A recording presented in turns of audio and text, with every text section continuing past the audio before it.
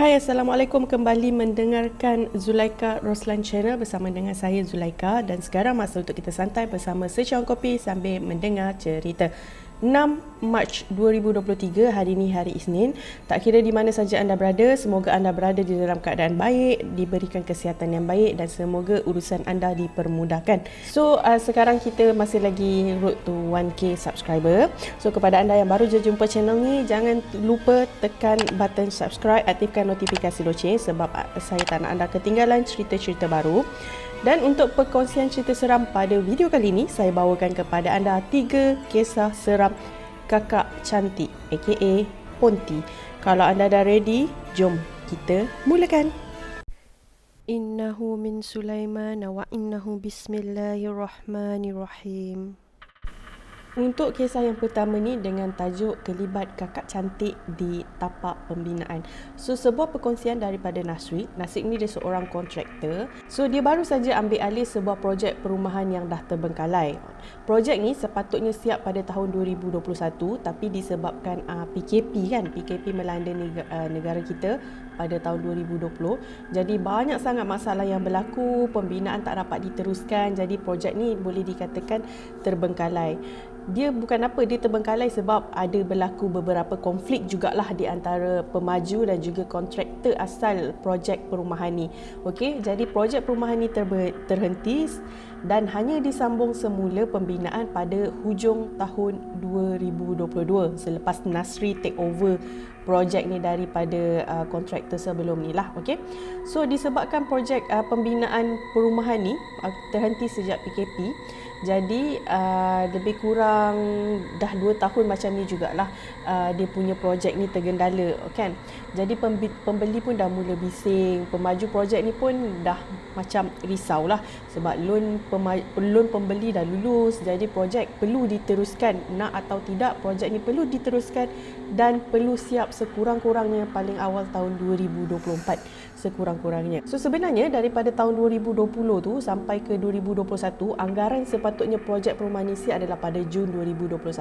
Masa negara dilanda PKP, dia start dengan Mac kan. Lebih kurang tak sampai lebih kurang setahun 3 bulan macam tu sepatutnya projek perumahan ni dah siap. Okey, jadi korang boleh imagine kan, kalau let's say dia baru take over projek ni pada hujung tahun 2022, maka kalau let's say tahun 2024 nak kena ready projek ni, maknanya within the time frame yang diorang bagi tu sepatutnya memang boleh achieve lah. Kalau ikutkan plan asal memang boleh achieve sebab dah ada rangka semua, diorang ni macam finishing lah. Nasrik ni dia pun bersama dengan tim dan pekerja yang dia sendiri uruskan, teruskanlah pembinaan rumah ni. Awalnya dia kata memang tak ada apa-apa pun masalah yang berlaku. Macam biasalah, tak ada apa-apa masalah yang berlaku. Tapi setelah beberapa minggu, pekerja warga asing mula membuat aduan mengenai gangguan mistik yang berlaku dekat diorang. Kebiasaannya mereka akan buat kerja lewat sikit, tapi hanya untuk pembersihan lah. Macam let's say untuk pembinaan diorang akan stop sekitar pukul 6, dan untuk pembersihan kawasan pada masa tu pekerja warga asing akan teruskan sehingga siap lah. Tak kisahlah pukul berapa diorang siap, diorang akan dibayar untuk kerja lebih masa. Sebab ada beberapa pekerja warga asing ni memang bukan Islam. Waktu maghrib macam tu pun diorang masih lagi sibuk buat kerja sebab diorang tak nak drag sampai malam. Apa yang diorang cerita dekat Nasri adalah setiap kali diorang ni lakukan kerja-kerja pengemasan di waktu malam ni ataupun di sekitar waktu maghrib tadi tu, diorang akan ternampak kelibat seorang wanita berjalan di bangunan tersebut. Sebenarnya diorang ni tengah bangunkan satu blok kondominium dengan 20 aras termasuklah parking lot. Jadi dia kata setiap kali diorang buat kemas-kemas projek yang diorang buat tu, diorang akan nampak seorang wanita berjalan di atas bangunan ni dengan keadaan rambut yang sangat panjang dan mengerbang. Warga asing ni, pekerja-pekerja warga asing ni, walaupun diorang ni bukanlah nak cakap fasih sangat berbahasa Malaysia ke apa, tapi diorang masih lagi tahu apa yang diorang tengok ni bukanlah manusia. Jadi disebabkan bila benda ni dah kerap sangat berlaku, diorang dah tak nak dah kerja lebih daripada pukul 7, ataupun diorang macam pukul 7 diorang nak settle lah. Jadi Nasrik dia tak boleh lah nak marah diorang sebab kalau paksa pun diorang takut kan, diorang ketakutan, jadi kerja tetap tak jalan. Benda tu sama je lah. Jadi Nasrik pun macam okey lah, tak apa, kalau korang tak nak teruskan kerja lewat sikit, tak apalah, tak ada masalah, tolong siapkan kerja on time. Itu je lah Nasrik boleh cakap dekat pekerja dia. Kalau let's say pekerja mogok pun nanti projek tak jalan kan, dia kata. Dipendekkan cerita, suatu hari tu lepas semua settle and masing-masing dah ready nak balik, mana yang balik-balik lah, mana yang ada stay dekat kawasan pembinaan tu diorang akan stay lah. Nasrid ni dia tertinggal, dia kata building plan dia tertinggal dekat salah satu dekat dalam blok bangunan tu lah, dekat aras 2 ke 3 macam tu dia kata kan. Dia pun patah balik lah nak ambil building plan dia tu. And masa ni lah sebenarnya sesuatu terjadi kepada Nasrid ni. Apa yang berlaku adalah dia jalan, macam biasa dia jalan. Masa ni lift ke apa ke memang tak ada lagi lah. Okay, belum ready. Jadi dia pun naik tangga. Dia naik tangga untuk pergi ke aras 2, tempat yang kali terakhir dia buat perbincangan lah dengan beberapa orang rakan dia. Dia naik dekat aras tangga ni. Sekarang dia dah naik, dia dah sampai dekat aras 2. So tangga ni masih lagi macam rangka, belum komplit dengan apa-apa halangan lah, macam besi ke apa. Dan masa ni sebenarnya dia terpandang ke arah atas tangga tersebut, dan daripada atas dia nampak ada seorang perempuan sedang menaiki anak tangga menuju ke aras atas bangunan yang sama. Dia nampak dengan jelas perempuan tu naik tangga yang dia naik tu, tapi sudah berada di atas dan terus menaiki ke atas dengan keadaan rambut yang sangat panjang dan mengerbang. Masa ni sebenarnya dah masuk waktu maghrib, dan Nasrid dah tahu dah inilah kot penampakan yang dilihat oleh warga asing tadi kan. Jadi disebabkan dia sendiri pun dah kecut perut, dia pun dia batalkan niat dia nak ambil building plan tadi tu. Dia terus berlari turun ke bawah, masuk dalam kereta, dan dia pecut tinggalkan kawasan projek perumahan tu tadi. Jadi apa yang dia nampak tu memang jelas dan sangat, dia kata kalau let's say orang tanya, dia kata dia memang nampak macam kakak cantik. Itu saja perkongsian daripada Nasrid.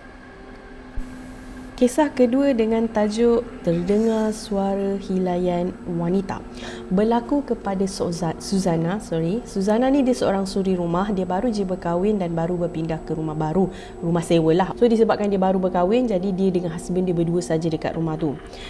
Ringkasan mengenai rumah sewa Suzana ni adalah, rumah sewa Suzana ni belakang dia bahagian dapur dan ada satu pintu untuk menghubungkan bahagian belakang, dan dekat bahagian belakang tu boleh digunakan untuk sidai baju. Dekat seberang daripada rumah dia tu hanya dipisahkan dengan jaring-jaring. Ada kebun kecil milik tuan rumah. Jadi ada pokok pisang. Yang paling jelas ada pokok pisang lah. Lepas tu ada beberapa pokok lain yang dia tak sempat lagi nak tengok ke apa kan. Okey, sebab dia baru pindah. Bahagian dapur ni juga akan ada satu tingkap. Satu tingkap tu yang mana dia letakkan dapur gas dekat situ, tempat dia masak lah. So bila dia masak, apa-apa bauan ke asap ke akan terus keluar sebab ada tingkap kan. Jadi tingkap tu dia tak letak apa-apa langsir ke apa, tak adalah. Tingkap ni tingkap style lama, yang kaca tu, yang kena buka macam tu, baru dia buka, baru dia tutup. Dia bukan sliding ke apa, bukan. Jadi kalau let's say si Suzana ni tak letak apa-apa dekat tingkap tu, jadi kalau kita dekat dalam ni, kita boleh nampak dengan jelas lah apa yang ada dekat luar tu, sebab tingkap tu pun jenis cermin biasa. Rumah sewa ni sebenarnya kecil je. Dia kata lebih kurang tak sampai 600 square feet pun. Dia kata dalam 450 ke 500 square feet je. Memang kecil. Ada 2 bilik dan ruang tamu, dapur kecil, tandas dekat depan satu. Jadi tuan rumah ni dia naikkan beberapa tanah lot dekat atas tanah milik dia, dan tuan rumah pun duduk dekat tanah lot yang sama. Rumah tuan rumah paling besar lah. Sebelah sana rumah tuan rumah. So kiranya macam tanah-tanah lot yang dia naik ni, dekat belakang setiap rumah yang ada tu memang akan ada, boleh nampak kebun kecil tuan rumah tadi tu. Jadi suami Suzana ni pula kerja by shift. Jadi kalau ada shift pagi, ada shift malam, ada shift tengah hari kan. So kebetulan nak hari minggu yang diorang pindah tu, suami dia kerja shift malam direct 1 minggu. Jadi macam biasalah, selepas suami dia berangkat pergi kerja, suami dia dah makan, suami dia berangkat pergi kerja, dia kemas-kemas dapur dulu. Lepas dia masakkan, dia kemas-kemas dapur. Dan disebabkan dia pun baru berkahwin, tak ada anak lagi, jadi dia punya life masih lagi macam orang bujang. Dia pun masuk dalam bilik sambil baca novel. baring atas katil sambil dia baca novel dan dengar cerita Malam Seram, rancangan seram yang dikendalikan oleh Casey Champion. Masa tu dia kata jam dah pukul lebih kurang pukul 12 lah. Dia pun dengar cerita ni melalui earpiece. Dia kata memang selalu kalau dia dengar rancangan ni, kalau dia tak dengar live, mungkin dia akan dengar yang dah update dekat YouTube, dia akan dengar melalui earpiece ataupun earphone lah. Dan masa tu Casey tengah cerita mengenai kakak cantik dan dia buka sound effect Hilaian Wanita. Masa si Suzana ni dengar sound effect Hilaian Wanita tu, dia terus keluarkan earpiece tu daripada telinga sebab dia tak nak dengar. So daripada earpiece tu kita masih lagi boleh dengar sayup-sayup. So kalau let's say Casey dah start bercerita balik, dia akan masuk balik lah earpiece tu dekat telinga dia. Dan masa dia dah cabut tu, dia dengar benda tu sayup. Mula-mula memang sayup je. Tiba-tiba dia dengar macam ada double sound bunyi hilaian tu, tapi bukan daripada earpiece yang dia ada tu, tapi daripada arah dapur rumah dia. Dia dengar lagi satu bunyi hilaian daripada arah dapur rumah dia. Bunyi tu macam tak kuat sangat, tak slow sangat, tapi dia boleh tahu yang bunyi tu memang bukan datang daripada earpiece dia tadi. So apa yang berlaku masa ni sebenarnya disebabkan dia ni macam penasaran jugalah, betul ke bunyi hilaian yang aku dengar ni? Masa ni dia kata betul ke tidak bunyi hilaian yang aku dengar. Jadi dia macam tak apalah, aku cuba beranikan diri nak ngintai dapur. So daripada bilik dia, kalau dia keluarkan kepala, dia boleh nampak dapur, dia boleh nampak bilik lagi satu. Dan masa ni sebenarnya dia pun keluarkanlah kepala dia. First thing yang dia toleh adalah ke arah bilik yang satu lagi tu, yang mana dia memang tutup. Bilik tu tak ada orang guna, dia orang gunakan untuk solat, untuk elakkan bilik tu kosong kan. Dia dengan husband dia gunakan untuk solat. Dan dia pun toleh ke arah kiri. Arah kiri ni adalah dapur dia tadi. Dan daripada tingkap dapur dia tadi, dia boleh nampak ada seorang perempuan tengah berdiri dan pada masa yang sama tengah sama melihat dia, memandang ke arah dia. Dan masa ni sebenarnya dia dengar lagi sekali bunyi hilaian tu memang datang dari arah yang sama. Lepas dia nampak je perempuan tu tadi, dia terus mengucap panjang, masukkan balik kepala dalam bilik, dia tutup pintu sambil dia call husband dia dan menangis-nangis. Tapi disebabkan husband dia tengah kerja, husband dia nak balik pun tak boleh. Husband dia nasihatkan dia baca doa, buka surah-surah ruqyah dan doalah semoga tak ada apa-apa yang berlaku malam tu. Dan Alhamdulillah, dia kata dia tak pasti macam mana, tapi akhirnya dia terlelap dengan lampu yang terbuka sehingga lelaki dia balik pagi esok tu, dia sambung menangis dekat lelaki dia. Itu je perkongsian cerita daripada Suzana. Perkongsian cerita yang terakhir ni adalah daripada Abang Bob. Masih ingat Abang Bob? Abang Bob ni yang pernah kongsikan cerita mengenai kisah serak Abang Lori tu. Abang Bob kata pernah suatu hari tu dia baru saja pulang bekerja. Masa tu jam dah pukul 3 pagi. Jadi dah settle parking lori semua. Dia pun on the way nak balik rumah lah.